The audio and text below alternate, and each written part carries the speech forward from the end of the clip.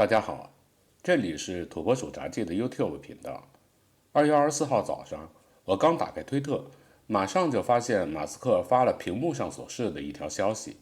说星舰的8飞将在美国时间2月28号进行。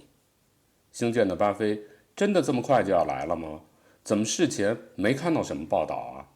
为此，我赶紧去查了一下墨西哥湾和印度洋的航行警告。墨西哥湾的航行警告就像大家现在从屏幕上看到的这样，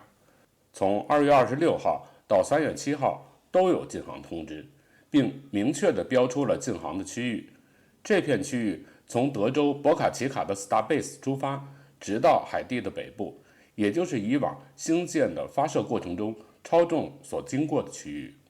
如果再结合马斯克的推文，我们就能看到2月28号禁航的时间从格林威治时间28号23点32分到3月1号的1点09分，也就是北京时间3月1号早上7点30到9点09，禁航时长达到了1小时39分钟。而印度洋的航行警告是这样的，禁航时间从格林威治时间3月1号0点12分到3点05分，也就是北京时间8点12分到11点05分，禁航时长达到了2小时53分钟。从这两条航行警告，再考虑到星舰从超重发射到飞回博卡奇卡被筷子回收所需的时间一般不超过9分钟，所以我们大致可以推出星舰8飞的飞行窗口的前沿是北京时间3月1号早上7点30分，而窗口的后沿则是9点钟左右。但是从航行警告看印度洋飞船降落区域的禁航时间却非常有趣，降落禁航窗口的前沿是在发射禁航窗口前沿的42分钟之后，这个时间还比较好理解，就是星舰从博卡奇卡发射之后，飞船进入亚轨道绕地球飞行半周所需的时间。但奇怪的就在于，降落禁航窗口的后沿却是在发射禁航窗口后沿1小时56分钟之后。为什么需要这么长的窗口期呢？我估计导致这种现象的最大可能，就是要为打捞降落后的星舰飞船，或者至少是回收星舰飞船上部分关键部件，留出足够的时间。介绍完我对8飞星舰发射窗口的分析，下面我们再来看看8飞的星舰有什么特别之处。首先，7飞和8飞的星舰使用的都是 V1 版的超重，相互之间差别不大。其次，8飞的飞船相比于7飞的飞船改进也是非常有限的。造成这种现象的原因是，星舰7飞的时候，由于飞船意外解体，导致原来计划好的实验项目没有能够进行。因此，8飞的星舰飞船除了吸取7飞星舰飞船失败的教训，对飞船的推进剂供给系统进行改进，防止泄漏的发生外，其他部分和7飞星舰飞船是相同的。我们都知道，今年1月17号进行的星舰7飞使用的是 V1 版的 B14 超重和 V2 版的 S33 飞船形成的组合体。7飞的超重相比于以往改动不大，因此在这儿就不多做介绍了。V2 版的飞船相比于 V1 版飞船则有较大的改进，主要的改进项目就包括：第一，飞船的长度增加了 1.8 米；第二，飞船前襟翼的翼型、安装位置和反角都有了明显的变化。以上两点是我们从飞船的外观上就能直接看出来的，大家从屏幕上也能看得非常明显。除此以外，还有很多我们从外观上看不出来的变化。这些变化就包括：第三，飞船内推进剂的装载量从原来的1200吨提升到了1500吨；第四，飞船内部结构框架从原来的型材变成了冲压结构，相信这么做能大大的减轻飞船的结构重量。第五，在飞船燃料供给系统的管路方面， V2 版飞船管路外壁面上设置有真空保护层，因此能大幅提高管路的可靠性和保温性能。第六，使用了新型的智能电池，大幅提高了飞船上的供电能力。第七，升级了星链卫星的收发系统，并大幅增加了飞船上摄像头的数量。第八，在热防护方面， V2 版飞船不仅使用了新型的 Top Rock 防热瓦，还为飞船配备了主动的冷却系统。这个冷却系统的冷媒就来自于飞船上多余的低温推进剂。此外， V2 版飞船为了适应未来飞船间在轨补充推进剂，还对飞船上有关推进剂在轨补充部分的硬件也进行了相应的升级。本来七飞星舰的主要实验项目包括：第一，10颗模拟星链卫星的释放；第二，进行一台猛禽发动机在轨再点火实验；第三，新型防热瓦和主动冷却系统对飞船的防热性能影响。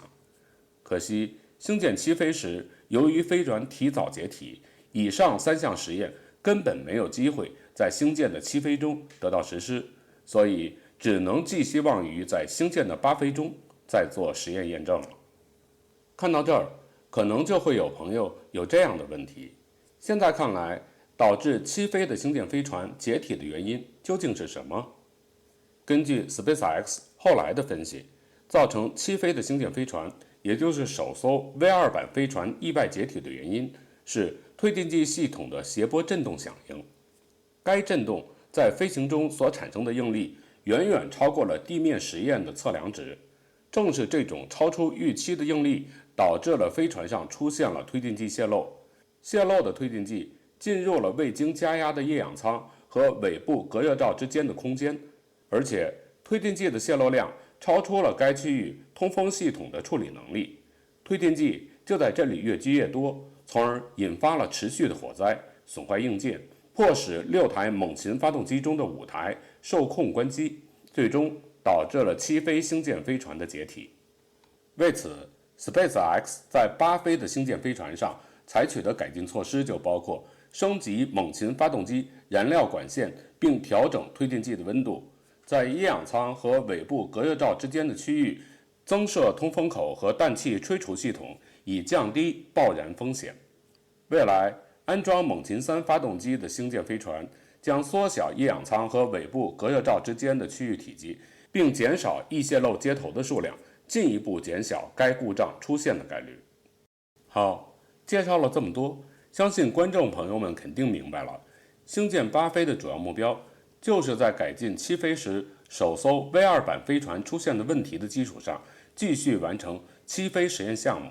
因此，星舰8飞的主要实验项目和起飞是完全一致的，也包括：一、筷子回收 B15 超重；第二，模拟星链卫星释放；第三，飞船发动机在轨再点火；第四，飞船热防护实验。看到这儿，可能又会有朋友问：从起飞到现在，没有看到 SpaceX 在星舰上有什么新的消息爆出，8飞的星舰真的准备好了吗？对于这样的问题，我们不妨就来梳理一下 SpaceX 目前对8飞的星舰已经完成的工作。首先就是星舰起飞的事故调查，在这方面 SpaceX 已经完成了调查，形成了改进意见，并在8飞的星舰飞船上得到了落实。为了验证改进措施的落实有效， SpaceX 还安排了多次实验测试，主要就包括 S-34 飞船的3次低温测试。 SpaceX 甚至还安排了 S-34 飞船进行了超长时间的静态点火实验。这次实验，飞船上6台发动机的工作时间超过了58秒，远超以往的点火时间。在软件方面， SpaceX 也做了很多的工作，主要就包括封路通知。发射期间道路封闭的计划已由 Starbase 所辖的卡梅伦县确认。第二呢，就是 FCC 许可， SpaceX 目前已经获得了美国联邦通讯委员会，也就是 FCC 的批准。第三呢，是航空通告也已经发布，确保飞行航路的安全。第四呢，就是我前面曾经提到过的航行警告，这个也已经发布了。目前8飞星舰还需要继续完成的涉前工作包括星舰组合体的堆叠和星舰组合体的试彩排。综上所述，星舰8飞的主要实验目标包括了验证 S-34 飞船的可靠性，第二是实现飞船的受控载入和软着陆，第三呢是实现筷子回收超重的常态化，第四是测试星舰的有效载荷部署能力，第五是在轨重启猛禽发动机。第六是验证 S-34飞船的推进剂系统和热防护系统。介绍完星舰8飞的主要实验目标，咱们就可以明确星舰8飞的主要看点了。不过在这之前，我们不妨再做一个假设：如果星舰8飞的实验目标全部都顺利达成，那星舰的后续实验项目会有什么亮点呢？根据 FCC 的文件，如果星舰的第8次飞行实验一切顺利， SpaceX 将在第9次试飞中使用新的发射塔 PET-B 尝试回收返回的 S-35飞船。此外，根据多方面的消息， SpaceX 很可能会在第9次试飞中复用曾经参加过星舰7飞的 B-14超重，并尝试再次在现在的发射塔 PET-A 回收 B-14超重。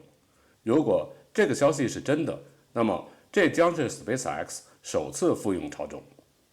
好，关于星舰8飞看什么，今天就和大家聊到这里。不知道您在看了之后有什么别的想法，欢迎您给我留言，咱们可以一起讨论。